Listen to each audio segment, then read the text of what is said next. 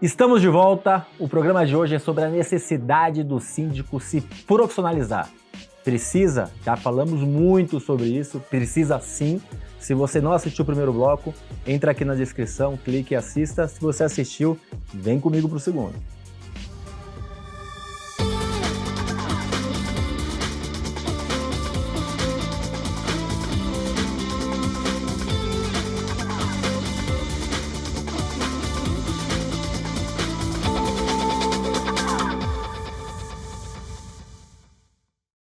Os nossos convidados de hoje são dois síndicos profissionais da Boa Terra, da Bahia, de Salvador, dois síndicos certificados 5 estrelas, um casal, Arlo Júnior e Blenda Saraiva. Arlo, vou começar com você agora. O negócio é o seguinte, a gente tem que se profissionalizar, a gente precisa estudar, fazer um curso, mas o profissional hoje, em qualquer área, ele tem que se manter atualizado, porque a informação hoje troca muito rapidamente.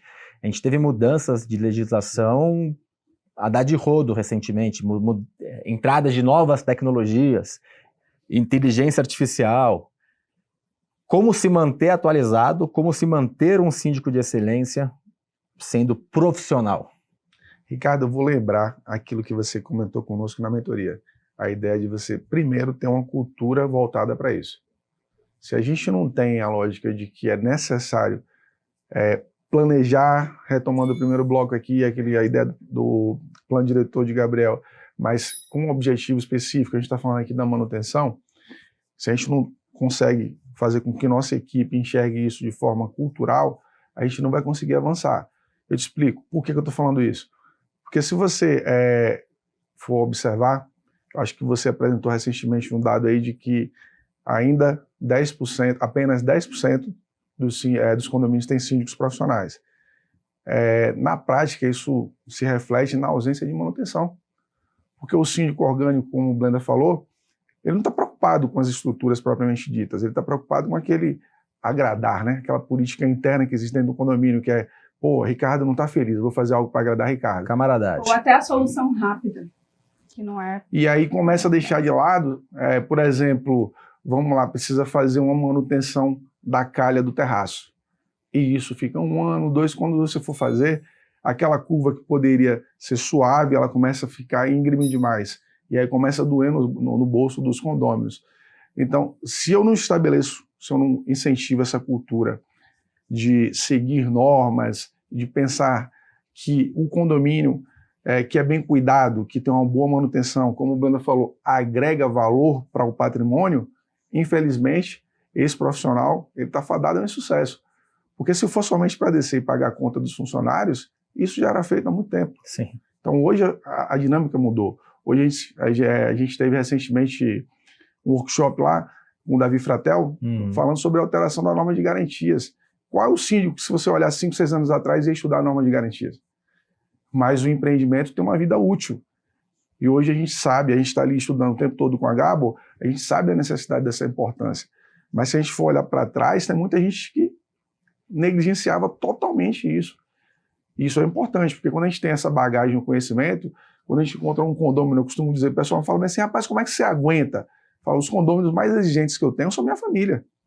Porque eu vivo num ambiente e eu quero que eles entrem e saiam com segurança. Sim. Então, se eu não cuidar do condomínio, que eu sou síndico e que eu moro com a devida competência, a devida preparação, imagine como é que eu vou cuidar do condomínio dos outros. Então, eu costumo ter essa visão, porque, eu estou ali dentro, minha família está ali, minha esposa está ali, meus filhos estão ali. Se uma porta cai, pode cair nos meus filhos. Eu não posso negligenciar, não tem jeito. Blenda, o síndico, a gente pode enxergar de 2 formas, né? A gente pode enxergar que ele não tem patrão, né? Ou que ele tem todos os patrões que moram naquele condomínio. Mas partindo do preceito que ele não tem patrão, porque realmente não tem, ele é o representante do condomínio, o topo da pirâmide, e eu enxergo que ele não tem patrão. Então, quando você se torna um síndico profissional, você não tem alguém ali te exigindo, te cobrando. Como criar essa automotivação?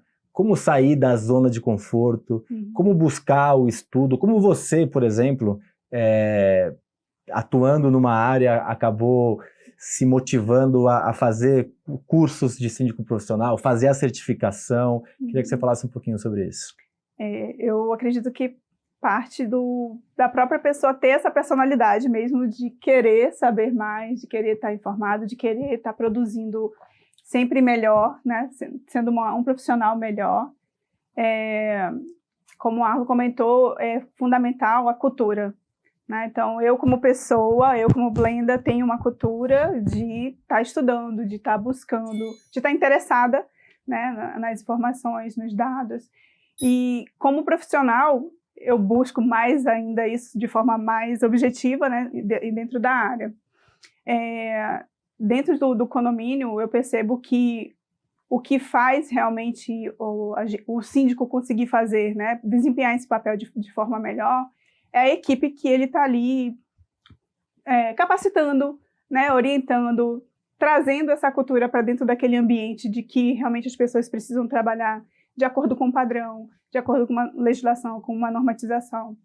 E a partir do momento que as pessoas que estão ali envolvidas nesse trabalho, elas entendem essa importância, que elas veem o resultado disso, fica mais fácil, claro, para o síndico se sentir mais confiante de que aquela equipe está ali no mesmo pensamento, com a mesma voz. Ela está tocando um ponto super importante, que é a ideia da capacitação, profissionalização. Às vezes a gente esquece, né?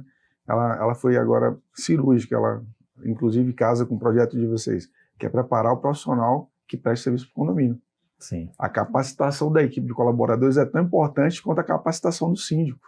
Eu posso te falar, eu faço uma brincadeira que é verdade. Tem um filósofo que diz que é brincando que a gente fala a verdade, né? Que só existe síndico bom se com bom gestor predial, né? Porque quem está no dia a dia do condomínio, normalmente o síndico profissional tem uma carteira de condomínios, 5, 10, 15, 20, vai depender, e ele vai dar as diretrizes, mas quem faz o jogo acontecer no dia a dia é o gestor e a equipe ali. Então a importância realmente de ter esse muito bem colocado, complementa, que eu te interrompi, Arlo. Não, casa certinho, Ricardo. Se você for observar, nós ainda treinamos muito poucos funcionários do condomínio. E eles cuidam das nossas vidas. Essa é uma cultura horrível, né? Porque você leva para a assembleia, às vezes custa, sei lá, vai custar R$2.000. Aí o pessoal não quer aprovar R$2.000 para o treinamento, que é feito uma vez por ano, muitas vezes. Eu prefiro que seja com menor período, né? Mas pelo menos uma vez por ano. E aí você divide esses 2.000 por 12 meses, pelo número de condôminos, às vezes dá R$1, R$2 por condômino e o cara não quer aprovar. E aí, se o porteiro apertar ali e liberar uma pessoa que não é para liberar, pode significar uma arma na cabeça dele, né? Exato. E a gente tem a economia porca, muitas vezes, a cultura errada de não qualificar uma pessoa tão importante, nesse caso, os controladores de acesso. Exatamente. E aí a importância que a gente acabou de falar aqui, não somente de profissionalizar quem vai estar à frente dessa equipe, que seria o síndico, mas também de capacitar toda a equipe. Por isso que eu acho que ela foi... E aí, provavelmente, para quem está assistindo, provavelmente já é fruto do treinamento que ela fez. A gente tem a cultura da Gabor, né? Surgiu há 13 anos e meio atrás, com a ideia de profissionalizar o setor. Mas a gente entendeu que tinha que ser o topo da pirâmide, que é o exemplo do síndico. Hoje a gente já dá curso para funcionários condominiais, a gente já tem... E aí a ideia é sempre pensar em segmento como um todo, porque ainda, e eu falo isso muito nas minhas palestras que eu faço pelo Brasil, de que ainda o segmento condominial como um todo, a cadeia é muito amadora ainda, muito pouco profissional. Sim. Deixa eu falar para você aqui uma coisa importante. A gente dá muita informação para vocês, em contrapartida queremos likes, compartilhamentos e comentários. Por quê? Porque isso faz a gente aumentar a nossa relevância e a gente ser mais distribuído e vocês terem mais informações, levar mais informações a mais pessoas. Estamos também nas principais plataformas de podcast, e lá nas plataformas não é Conde TV, e sim Condomínio em Pauta, e além do Bloco 1 e Bloco 2, temos um extra com cases condominiais. Chegamos ao nosso final, e agora eu vou fazer uma coisa que o Clodovil fazia. A Blenda não sabe que é mais nova, o Arlo já é mais velho, já lembra do programa do Clodovil. Eu vou começar com você, Arlo. Olha para a lente da verdade, ele falava isso, E dá um recado para os síndicos de todo o Brasil que estão nos assistindo. O recado que eu deixo para vocês que estão nos assistindo hoje é simples, tá?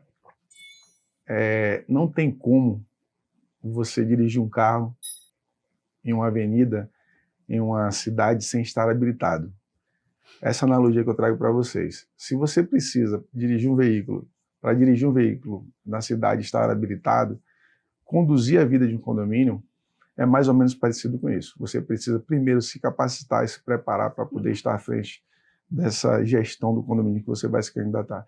Então, primeiro se habilite, depois se arrisque. Não faça o caminho inverso. Não se arrisque primeiro para depois se habilitar. Muito bom. Blenda. Busquem conhecimento, busquem pessoas que tenham conhecimento na área, que isso também ajuda bastante. Eu percebo essa união também dentro do grupo de síndicos profissionais, da gente poder também trocar ideias, trocar conhecimento, isso não tem preço. Então, é isso, continuem estudando, continuem fazendo network, se juntando com pessoas que estão ali com o mesmo pensamento que você. Isso é importante.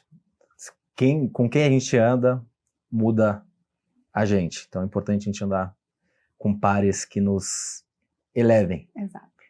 Muito obrigado pela participação dos dois, parabéns. Obrigada. Pelo trabalho que vocês vêm realizando, pelas pessoas que vocês são. E nos vemos no Conduíc, dia 1 e 2 de dezembro, né? Vamos lá. Obrigado, meu amigo, eu que agradeço. E para vocês, temos um encontro marcado semana que vem com informações importantes para você realizar a gestão do seu condomínio ou dos condomínios que você faz a administração. Até semana que vem.